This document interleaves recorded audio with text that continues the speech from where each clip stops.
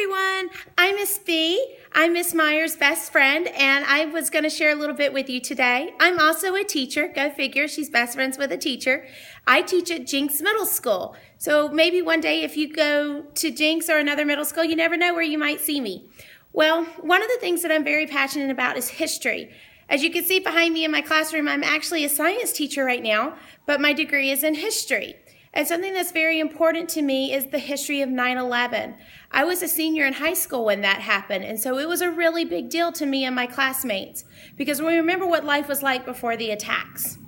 Well, I have something very special I want to share with you today, and would love to show it to you in person, but I'm really funny about letting it away from me because it's so special. One of the first years I was teaching, I did a big lesson on 9/11. And one of my students, her father came to see me, and he was a retired fireman. He was actually one of the firemen who went to 9/11 Ground Zero after it was done to do the cleanup. Because you got to remember, these towers were 110 stories high. There's nothing even remotely close to that height here in Panama City or on the beach. It's even taller than those condos. So it was a big deal when those fell.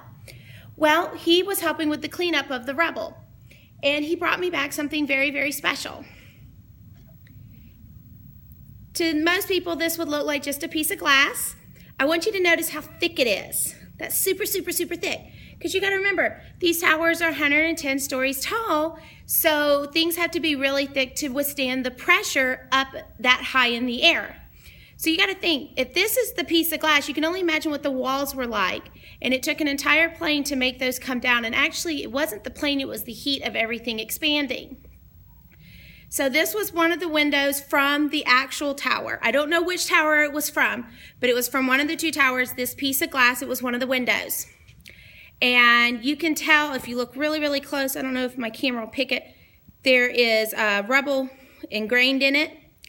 It is covered in scratches that you can see from the force of the fall. But what's really interesting is this black streak. That is from the force and the hot temperature as it came crashing down. I can't imagine what this piece could tell us if it could talk. What's so special about this is me and that gentleman are the only people here in town who have a piece of the Twin Towers. Not many people kept pieces of it because it's such a sad thing, but I use it as a teaching opportunity anytime I can. 9/11 changed our country forever. I mean, just the way our lives live now is completely different than when it was before 9/11.